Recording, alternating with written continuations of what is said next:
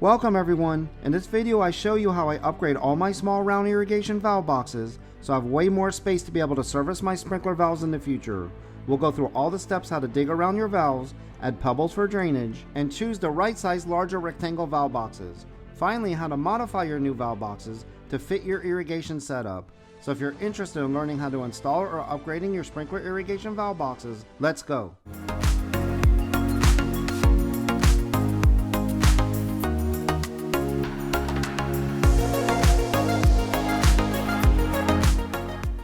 What you're seeing is a few weeks before I even attempted this project. I started doing what I always call exploratory surgery.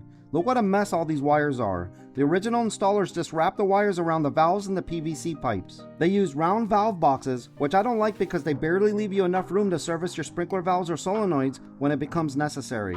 I'm going to be putting in larger rectangle valve boxes. There's a sprinkler head right over there that I finally covered with one of the old valve boxes. And even worse, there's another sprinkler head just to the right of all these valves. You'll see that sprinkler head later, and without me realizing it, these sprinklers were filling up water in this area. In addition, because of the rain, all the dirt filled back in. Even the dirt that I had on the side made its way back in and is covering the valves. So this is going to be a pain to dig up. Now because I'm going to reuse this rain sensor conduit to run a new sprinkler wire, my next move is to dig all this dirt up so I can expose the end.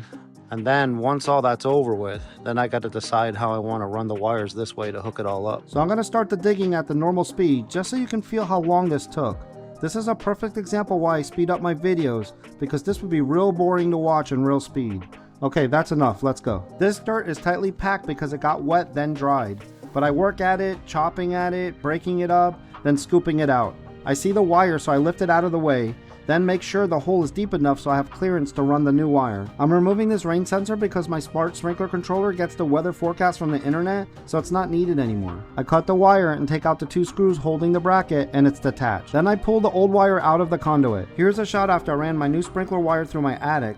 I'll have a link to the full video at the end of this video and in the description if you want to learn how to do that. It also shows you how to wire up your solenoids. Okay, time to dig some more. I zipped out the solenoid wires so they're out of the way and they don't get damaged. The only way to break up this tightly packed soil was to use a cultivator and rake at the soil and use a hand trowel to dig out the dirt little by little. I'm also having to be careful because I don't know exactly where the PVC pipes are and I don't want to break one and have a plumbing repair to do on top of all this other work.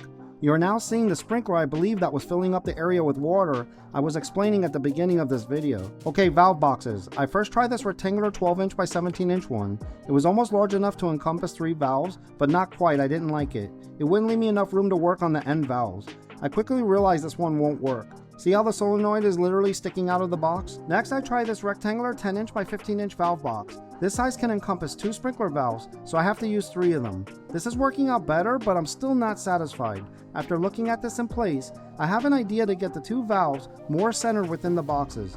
I want to cut off the end part that sticks out. I need to cut this little piece off first, so on my table saw with the blade tight to the fence, I cut it off. Here's a shot how it came out.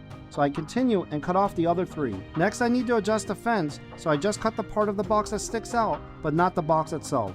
So I take my measurement and set the fence to that setting, and it's ready. Because I cut that first piece off, the box is sitting more square to the fence as I cut off this next part that sticks out.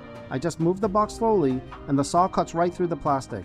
I just continue that 3 more times, moving the cut pieces out of the way as I make my passes. Here's a shot how it's lining up. See how the end of the boxes are touching now that I cut off those end pieces? Look how the 2 valves are more centered because I modified the boxes. I'm happy how it came out. The next modification I made to the boxes was to close up these openings that normally allow pipes to run through, depending on how you position your valve boxes.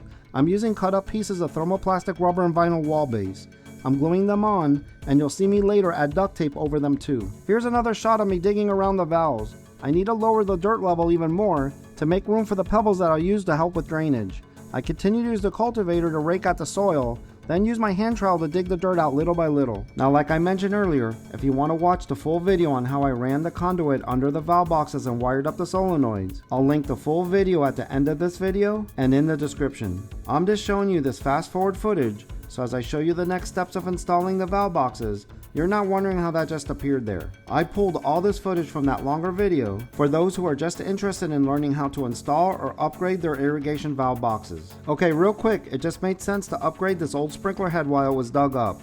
Okay, back to the valve boxes install. Next I fill in the dirt to cover the conduit. I pack it down real good so between the staples and the dirt, the conduit will stay in its position.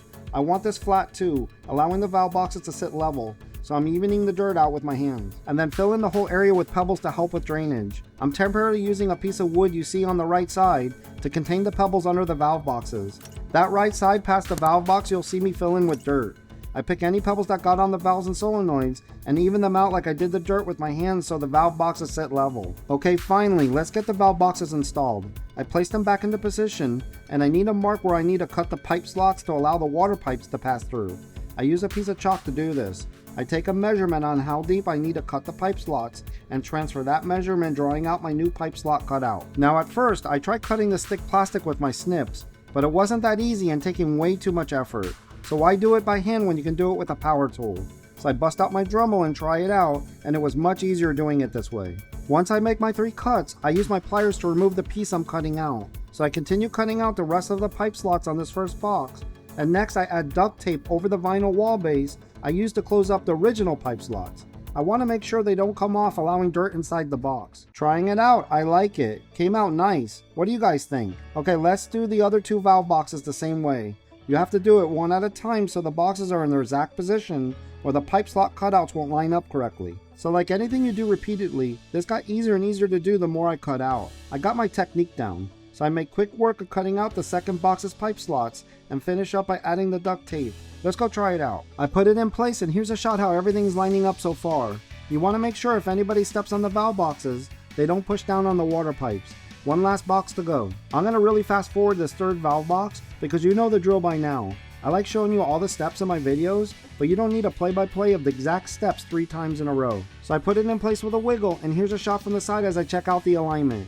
Then I use my level to make sure all 3 valve boxes are at the same height, making any adjustments needed. Now it's time to put the dirt back. I put the lids back on the valve boxes to make sure no dirt gets inside them as I do this.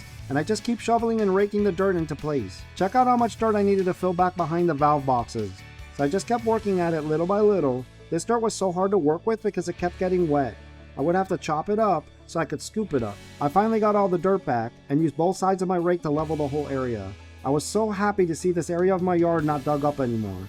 I brush off the valve box lids and next reinstall my rubber curb landscaping edging and use rubber mulch to fill in around the boxes and do one final brush off of the lids. Here's a shot how it came out. Really awesome, right? I turned on this zone to start to get my grass to regrow in this area since it's been down a while because my sprinkler wire broke. Please remember to hit the thumbs up if you like this video, and if you're a home DIYer, be sure to subscribe to see more home DIY videos just like this one. Click on any of these links on the screen to check out my other home DIY videos. One I show you how I installed my Yardian Smart Sprinkler Controller. The other, as I mentioned, how I ran a new sprinkler wire through my attic, installed conduit under these valve boxes, and how to wire up the solenoids. Thanks again for watching. Bye everyone. Ow! Ow!